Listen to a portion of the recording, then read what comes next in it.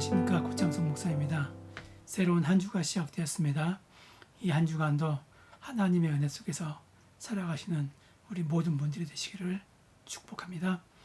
오늘 말씀은 민수기 9장입니다. 민수기 9장 1절부터 14절까지의 말씀인데요.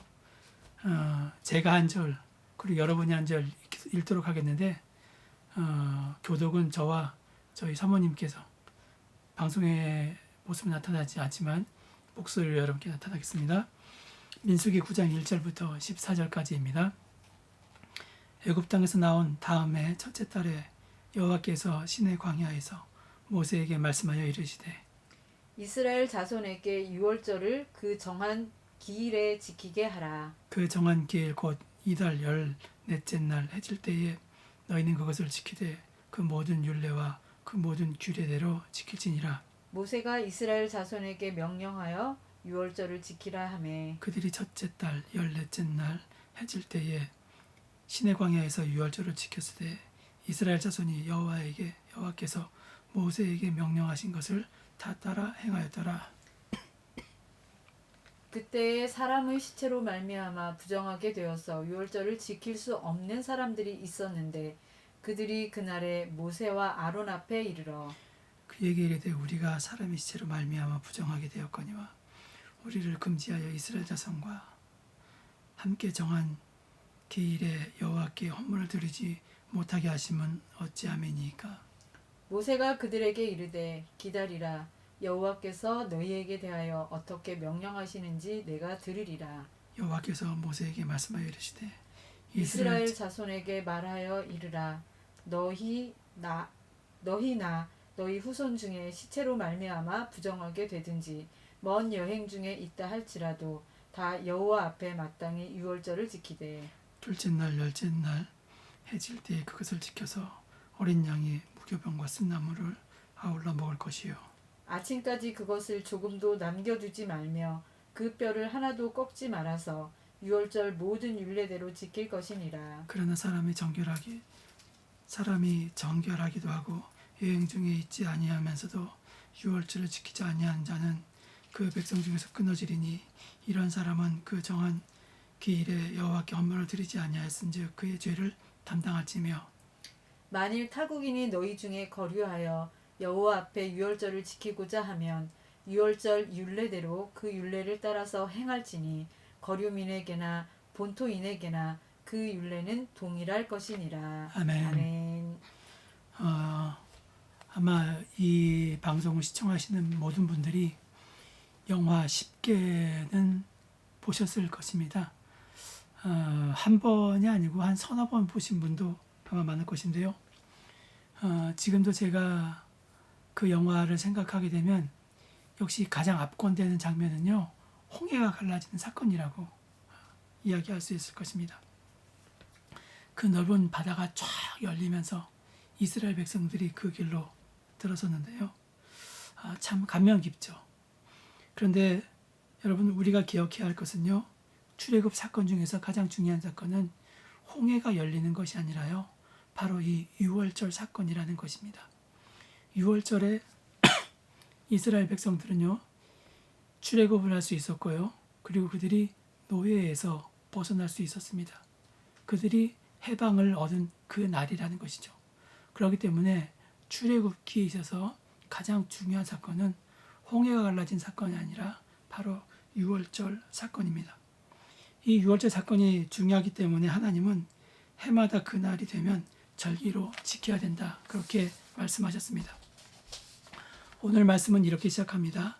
애굽 땅에서 나온 다음에 첫째 달에 여호와께서 시내 광야에서 모세에게 말씀하여 이르시되 이스라엘 자손에게 유월절을 그 정한 기일에 지키게 하라. 그 정한 기일 곧 이달 14째 날 해질 때에 너희는 그것을 지키되 그 모든 율례와 그 모든 규례대로 지킬지니라. 이렇게 말씀하고 있습니다. 이스라엘 백성들이 애굽에서 나온 지 1년이 되어서 첫 번째 유월절을 지키게 되었습니다. 그런데 오늘 말씀에 보면요. 문제가 하나 생깁니다. 유월절을 지킨 기간 동안에 시체를 만져서 부정하게 된 사람이 있었습니다. 율법은 이런 사람들은 시체를 만져서 부정하게 된 사람들은 유월절을 지킬 수 없다. 그렇게 말씀하고 있습니다. 그런 사람들이 첫 번째 유월절 절기에 있었던 것입니다. 그래서 이런 사람들이 모세를 찾아와서 항의를 하는데 7절 말씀해 보면요. 그에게 이르되 우리가 사람의 시체로 말미암아 부정하게 되었거니와 우리를 금지하여 이스라엘 자손과 함께 정한 기일에 여호와께 헌물을 드리지 못하게 하심은 어찌함이니까 이렇게 이야기하고 있습니다. 자기네도 유월절을 드리고 싶다. 바로 그것이죠. 모세는 이 문제를 하나님께 묻습니다. 모세의 질문에 하나님께서는 뭐라고 말씀하시냐면요. 유월절 절기 중에 시체를 부정하게 된 사람들이나 혹시나 여행 중에 있었던 사람은 2월 14일, 그러니까 첫째 달, 유월절이 첫 번째 달에 드리는 것인데 하나님께서는요. 정기 유월절보다 정확히 한 달 후에 유월절을 지키도록 허용해 주셨습니다. 그것이 11절에 나오고요. 이것이 바로 늦은 유월절이라고 그렇게 이야기하는 것이죠. 두 번째 유월절, 즉 늦은 유월절은요. 우리에게 여러 가지 많은 것을 의미를 제공해 주는데 여러분 이 의미를 좀 생각해 보도록 하겠습니다.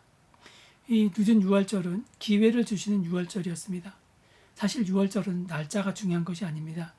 그 영적인 의미가 중요한 것이죠.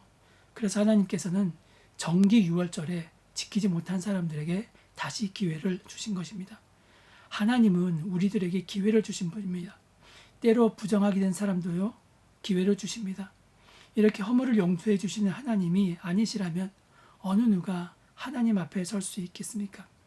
그렇기 때문에 우리는 나 자신의 허물을 보며 낙심하지 말아야 하고요. 다른 사람의 허물을 보며 비난하지 말아야 합니다. 미국의 목사님 중 유명하신 분이 고든 맥도날드라는 목사님이 계신데 이분이 도덕적인 문제로 잠깐 목회를 쉬어야 했고 그리고 기도원에 가서 이제 자신을 돌아보는 그런 때가 있었습니다. 그러면서 이분이 자신에게 무너진 이 세계를 바라보면서 책을 쓰면서요. 자기네 어렸을 때의 경험을 이야기합니다.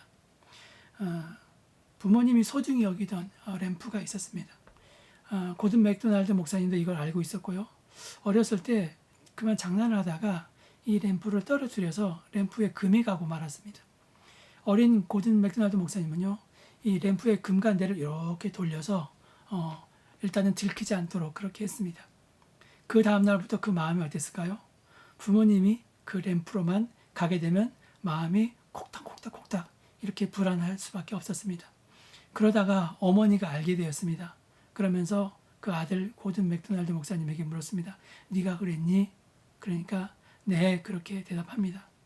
어머니는요. 그 금이 간 램프를 가지고 와서요. 접착제로 붙였습니다. 그리고 다 마르자 다시 괜찮다라고 하면서 이야기하셨습니다. 여러분 고든 맥도날드 목사님은요. 여기서 무슨 얘기를 하냐면 사람이 살아가면서 잘못을 할 수 있습니다. 그것이 금이 간 것처럼 우리들에게 남을 수 있지만 그러나 접착제로 테이프로 붙이게 되면 이전보다 더 강하게 붙일 수 있다는 것입니다. 하나님께서 여러분 우리에게 그렇게 하신다는 것입니다. 사람은 살아가면서 누구나 인생을 살면서 무너지는 경험을 합니다. 다 끝난 것 같은 이제는 다시는 기회가 없을 것 같은 절망감에 맛볼 때가 적지 않습니다. 그러나 하나님께서는요. 우리 인생의 금이 간 부분을 다시 꿰매어 주시는 분이십니다. 우리가 부정하여 놓친 기회를 할지라도요. 다시는 하나님께서 우리에게 은혜를 경험할 수 있는 기회를 주신다는 것입니다. 여러분 중요한 것은 우리의 중심입니다. 부정하지만 허물 있지만 죄인이지만 그러나 하나님을 사랑하고 그 은혜의 자리에 사모할 수 있는 마음이 우리에게 있어야 한다는 것입니다. 여러분 시체로 부정하게 된 사람들의 말을 들어보십시오. 우리가 사람의 시체로 인하여 부정하게 되었거니와 우리를 금지하여 이스라엘 자손과 함께 정기의 여호와께 예물을 드리지 못하게 하심은 어찌입니까? 라고 말하고 있습니다. 우리가 시체로 부정하게 된 것은 사실입니다만 그러나 우리도 유월절을 지키고 싶습니다. 즉 우리도 하나님의 은혜를 받고 싶습니다. 여러분 그런 뜻입니다. 이런 중심이 중요하다는 것입니다. 여러분 예수님은 죄인을 구원하러 오셨지 의인을 구원하러 오신 것이 아닙니다. 죽을 병이 든 환자에게 생명의 기회를 주러 오셨습니다. 우리가 부족하지만 하나님을 사랑하기만 하면 늘 죄악 가운데 살지만 그 은혜를 사모하기만 하면요. 하나님은 기회를 주시고 우리로 하나님의 자녀로 된 모습으로 성숙되게 하십니다. 여러분, 하나님은 우리에게 죄가 있다고 해서요 우리를 멀리하시는 분이 아니십니다. 비록 시체로 인해서 부정하게 되었지만 늦은 유월절을 통해서라도 하나님은 우리에게 은혜를 주신다는 것입니다. 그렇기 때문에 여러분, 중요한 것은 우리 마음이 어떤 것인가, 바로 이것입니다.